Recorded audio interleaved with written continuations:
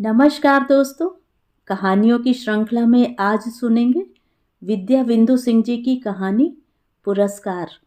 लेकिन उससे पहले मेरा आपसे विनम्र अनुरोध है कि अगर मेरे द्वारा सुनाई हुई कहानियाँ आपको अच्छी लगती हैं और अभी तक आपने मेरे चैनल को सब्सक्राइब नहीं किया है तो सब्सक्राइब ज़रूर करें, लाइक करें और अपने दोस्तों और परिचितों में शेयर भी करें।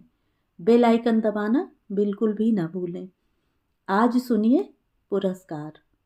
वह गला फाड़ फाड़ कर चीख रहा था, बनवा लो, टूटा फूटा बर्तन बनवा लो।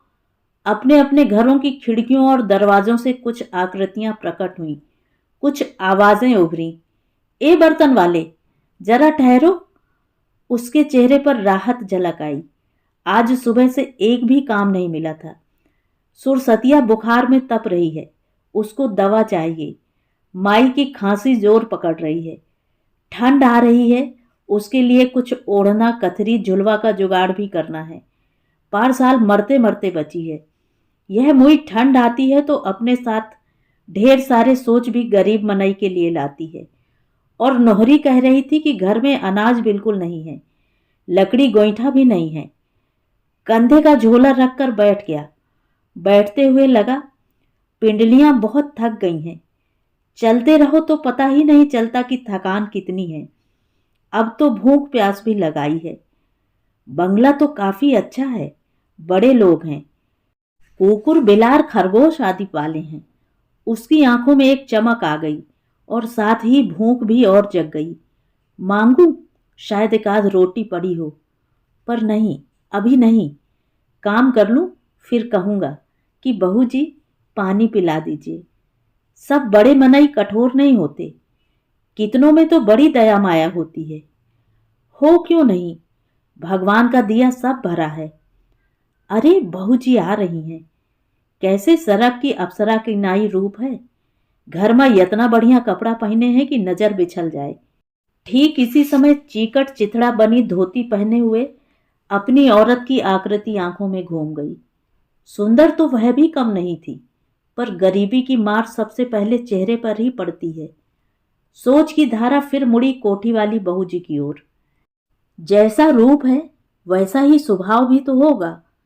गृह स्वामी ने पीछे मुड़कर नौकर को आवाज दी, रामेश्वर, बाल्टी ले आओ। आहा, आवाज भी कितनी मधुर है और नौकरों के साथ व्यवहार भी अच्छा दिखता है। कैसे कायदे से रामेश्वर कह रही हैं। और कोई होता तो कहता रमेशर या रमेशरा। अब मेरा ही देखो, नाम तो यज्ञेश्वर है, पर कोई जग्गू कहता है, कोई जगेसर तो कोई जगेसरा। अरे मैं खुद भी तो नहीं जानता था कि मेरा असली नाम क्या है। मैं तो जगेसर को ही सही समझता था।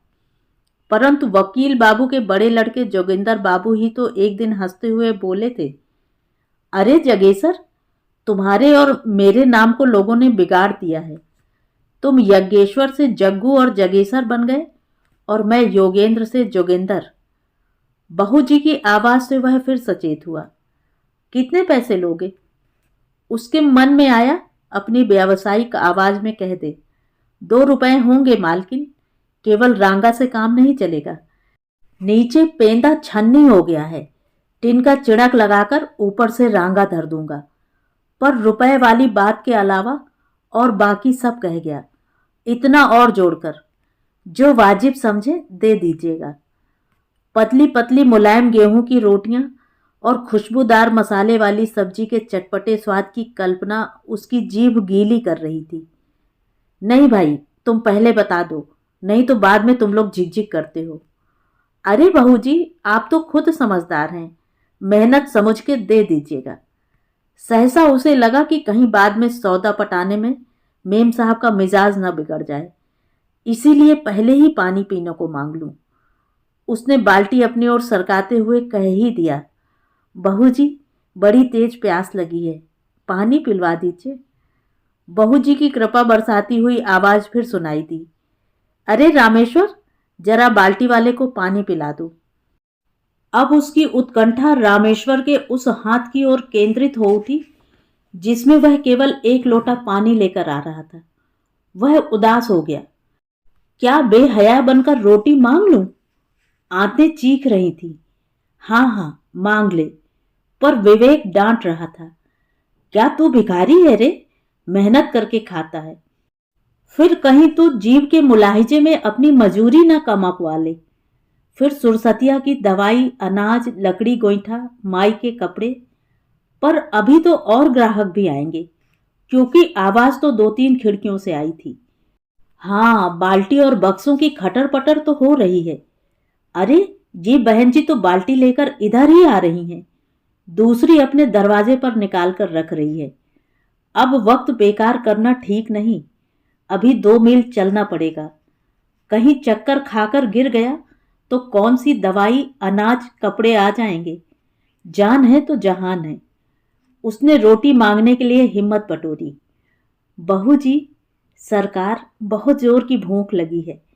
खाली पेट में पानी गोली की माफिक लगेगा। एक आध रोटी बची हो तो।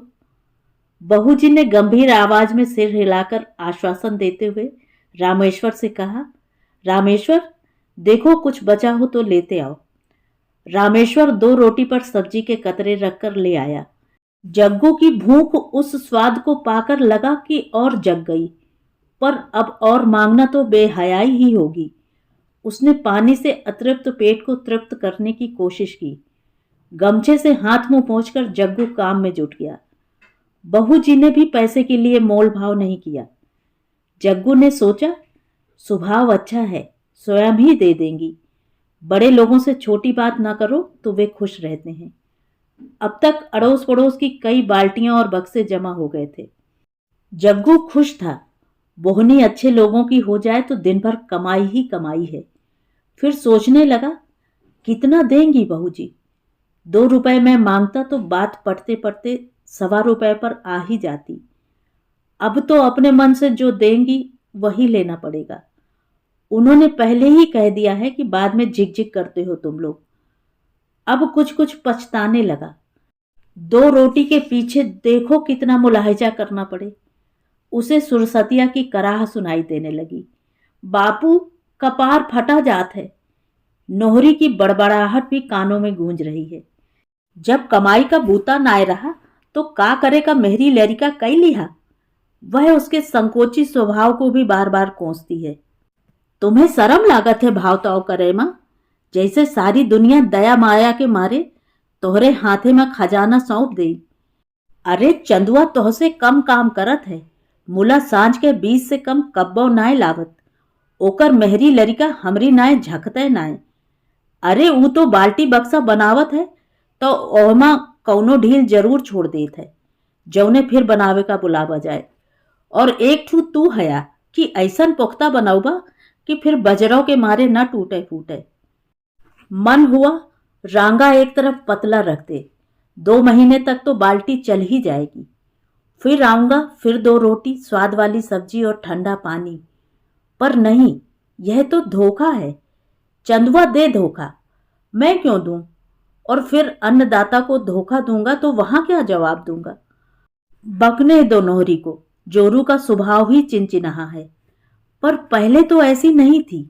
बात बात पर शर्माती थी। पूजा पाठ धर्म करम करती थी। भगवान की दुहाई देती थी। पर जब से बाबू गुजरे, उनके क्रियाक्रम में उसके गले की चांदी की हंसुली बिक गई, तब से वह बदल गई। सुरसतिया के जन्म के समय मैंने डरते डरते पछेला बेचने को कहा तो पहली बार खौखिया उठी थी।